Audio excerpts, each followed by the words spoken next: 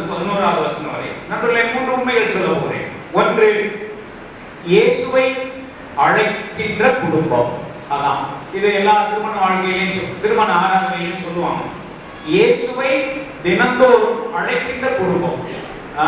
Anniversary கொண்டாடுகிற அருமையான சகோதரனும் சகோதரியும் சரி, நாமும் சரி, குடும்ப வாழ்க்கையிலே இயேசுவை அழைத்து நம்முடைய குறைகளை அவரிடத்திலே கூறும்போது குறைகளை என்ன செய்கிறார் சொல்லுங்க? நிறைவு செய்கிறார். இது உண்மையிலேயே உண்மை. எல்லா திருமண ஆராதனைகளிலும் சொல்லப்படுகிற உண்மை. அது தவறல்ல, அது நிச்சயமான ஆழமான உண்மை. அதை திரும்ப சொல்லி நாம் உறுதி செய்வது நல்லது. அதுல ஒரு பிரச்சனை, இயேசுவை தினந்தோறும் அழைத்து அவரிடத்திலே நம்முடைய குறைவுகளை சொல்லி அவர் வழியாக இருக்கின்ற நிறைவை பெற்றுக் கொள்வது நிச்சயமாக குடும்ப வாழ்க்கையிலே ஒரு முக்கியமான உண்மை என்பதை அழுத்தமாக சொல்லுகிற ஒரு அருமையான பகுதி இந்த யோவான் 2வது அதிகாரம் 1 முதல் 11 வசனங்கள் என்பதிலே எனக்கு சந்தேகமே கிடையாது. நம்மை எத்தனை குடும்பத்தவர் நாம் இயேசுவை தினந்தோறும் அழைக்கிறோம், தனிப்பட்ட வாழ்க்கையிலே அழைக்கிறோம், குடும்ப வாழ்க்கையிலே அழைக்கிறோம் என்பதை நாம் உறுதி செய்ய வேண்டும். ஆண்டவரை தினந்தோறும் அழைத்து நம்முடைய குறைகளை ஆண்டவரிடத்திலே சொல்லும் போது அவர் குறைகளை நிறைவு செய்கிறார் என்பதிலே சந்தேகமே. முதலாவது குறிப்பு ஓவர். முதலாவது குறிப்பு முடிச்சிட்டேன். என்னது 3 குறிப்பிட்டீங்க? முதலாவது குறிப்பு 1 நிமிஷத்துக்கு முடிஞ்சு வச்சு, அப்போ 3 குறிப்பு அதே மாதிரி தானே நினைக்காதீங்க. 3வது குறிப்பு நிறைய நேரம் வரும். 2வது குறிப்பு என்ன கேட்கிறேன் என்றால், ஒரு எளிமையான குடும்பம், எளிமையான திருமணம். முதலாவது இயேசுவை அழைக்கும் திருமணம், 2வது சொல்லுங்க எளிமையான திருமணம், a very simple marriage. அதை நான் வேண்டுமென்றே எழுதி வைத்திருக்கிறேன், வேண்டுமென்றே சொல்ல விரும்புகிறேன். ஏனெனில் இது ஒரு கிராமப்புறத்திலே நடந்த திருமணம் என்று நமக்கு தெரியும். கானாவூர் என்ன ஒரு கிராமம். நான் ஒரு முறை 1991வது ஆண்டு எருசலேமிலே ஒரு 1.5 மாத காலம் தங்கியிருந்த போது ஒரு நாள் கானாவூருக்கு அழைத்து போனார்கள். அது ரொம்ப கிராமமாக தான் அப்பொழுது இருந்தது. இப்போ 1991ல அப்படியானால் 2000 வருஷத்துக்கு முன்னாடி எவ்வளவு கிராமமாக இருந்திருக்கும் என்று அப்பொழுதே வியந்து போனேன்.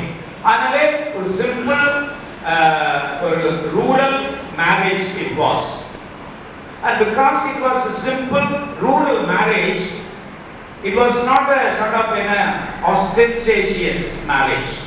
ரொம்ப ஒரு மாதிரி கிளாமரான மேரேஜ் கிடையாது. ஆனா இன்னைக்கு just the opposite is happening. இல்லையா?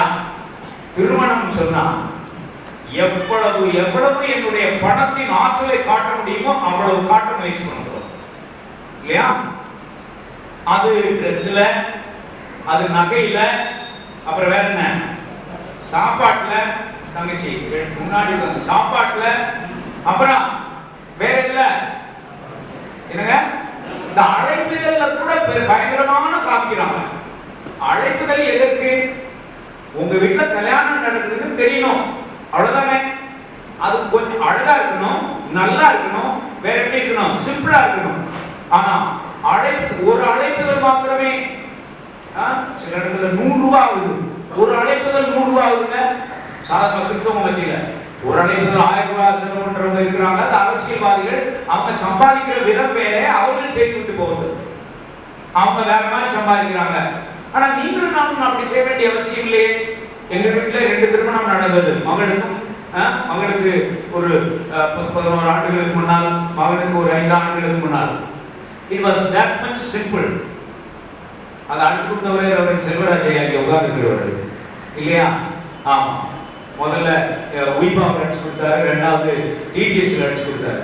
சிம்பிளா அது உங்களை காண்பிக்கும், நீங்கள் யார் என்பதை காண்பிக்கும், உங்களுக்கு இயேசுவும் உங்களுடைய தொடர்பு என்ன என்பதை காண்பிக்கும். The more you live simply, the more you live with Jesus என்று நான் சொல்லுவேன். எவ்வளவு எளிமையோடு வாழ முயற்சி செய்கிறீர்களோ அவ்வளவு நீங்கள் இயேசுவோடு வாழ்கிறீர்கள் என்று பொருளாம். இதே போலாம், நிறைய இடத்துக்கு போகலாம், ரொம்ப வேண்டாம்னு நினைக்கிறேன். அதோட நான் நிப்பாட்டுகிறேன். திருமணம் இது இன்னொரு விஷயங்க. திருமணத்துக்காக 10 லட்சம் ரூபாய் கடன் வாங்கி அந்த பிள்ளையும் அந்த பையனும் கடன்லயே தொடர்ந்தா வாழ்க்கைய. உண்மைதானே? உன் கல்யாணத்துக்கு தானடா வாங்கினேன், கட்டுறா அப்படின்னு அப்பா. நானா வாங்க சொன்னேன்? நானா அவ்வளவு ஆடம்பரமா அந்த கல்யாணத்தை நடத்த சொன்னேன்? ஒரு எளிமையான திருமணம், ஏழை வீட்டிலே நடந்த திருமணம், கிராமப்புறத்திலே நடந்த திருமணம், கொஞ்சம் பத்தாம போனவும் திருமணம் இல்லையா? அவன் பத்தாம போயிடுச்சு. ஆனா நம்ம வீடுகள்ல திருமண விழாவிலே சாப்பாடு செய்து எவ்வளவு கொண்டு கொட்டுறோம் தெரியுமா? சரியா? கவனம். அது ஒண்ணு சொல்லணும்னு நான் நினைச்சேன். அந்த திருமணத்துல நிறைய ஐயர்மார் கலந்துக்கல. நிறைய ஐயர்மார்லாம் கிடையாது. ஆமா, பேராயிரம் வந்து இல்ல. ஆனா இன்னைக்கு எந்த திருமணம் ரொம்ப விமர்சையான திருமணம்? ஐயர்மார். 50 ஐயர்மார் கலந்துருக்கா, அது ஆசீர்வாதமான திருமணம். ஐயர்மார் வர்றதை பற்றி என்ன பண்ண ஆட்சேபம் இல்லைன்னா, அண்ணே யோவான் அண்ணே பாதுகாத்து இருக்கிறாரு, அது ஒன்றும் தப்பு இல்லை. ஆனா ஐயர்மார் எந்த திருமணத்துக்கு அதிகமாக வருகிறார்கள் சொல்லுங்க? ஆடம்பரமான திருமணத்துக்கும் பணக்கார திருமணத்துக்கும் தான் வருவார்கள். ஏழைகளின் திருமணத்துக்கு ஐயர்மார் போவாங்களா? அதனால நான் ஒரு பிரின்சிபல் வச்சிருக்கேன். எங்க அதிகமான ஐயர்மார் போக மாட்டாங்களோ அந்த திருமணத்துக்கு நான் போவேன். அங்கதான் நிறைய பேர் வருவார்கள், நம்ம போகாட்டி என்ன அப்படின்னு ஒரு முடிவெடுக்கிற பழக்கத்தை நான் வைத்திருக்கிறேன்.